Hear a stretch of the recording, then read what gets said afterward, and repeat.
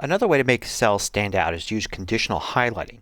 Now, as the name suggests, there's a condition that the styling is based on.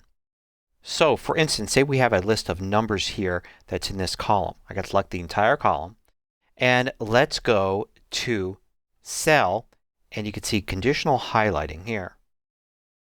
I'll click on that, and I have this little screen here on my sidebar where I can add a rule. So I'll add a rule, and I can choose rules based on the same kind of criteria that I was seeing for other things. So numbers, text, dates, durations, blank. So let's do numbers since we've got numbers here. And let's say if the number is greater than or equal to 7, then we'll do a conditional highlight. And we've got some options here. We could make it italic, bold, color it in some colors, or choose a background color. So we can do a background color of red.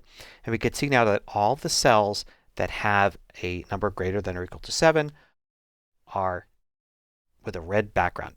I can change a cell here, and you can see it becomes red. Change this cell, and you can see the red goes away. It's going to update just like formulas do.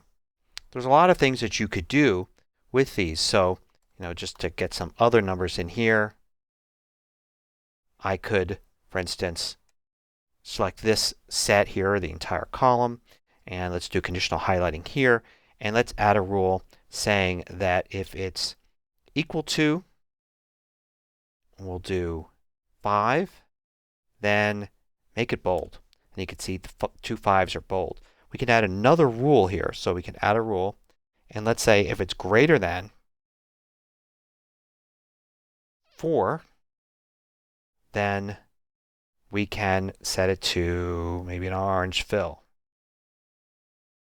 So we've got the 5s in bold, and the anything greater than 5 is equal to a orange fill. Notice how it applies the first one. It's equal to 5, and it stops. It doesn't apply the second one. If we drag this one up with the little drag area here, then you could see it applies that first one and then stops and never applies the second one. So you want to watch what order that you're in. Likewise, if I were to select, say, both of these columns or this whole area here, you can see it says show highlighting rules. I click, and it's going to recognize that there are conflicting rules here. So it's going to allow me to combine them, clear them all. Let's combine them all here. So it's added all the rules together, and now I can move them around as I need to get them in the order that I want. It's really useful to be able to do this, to have cells stand out. Say, for instance, if you're a teacher keeping track of students, you may want to have everybody whose grade average is below a certain number to be in red. If you're doing sales and you've got, you might want to highlight any number for a sale that is above $1,000 or something like that.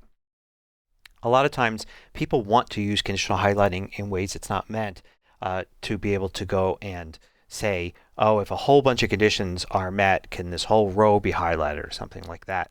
But conditional highlighting is very specific. It works on a cell with a set of rules, and will change the style of the text or the background color for that same cell. It won't affect other cells. You can't use value from one cell to apply conditional highlight to another cell.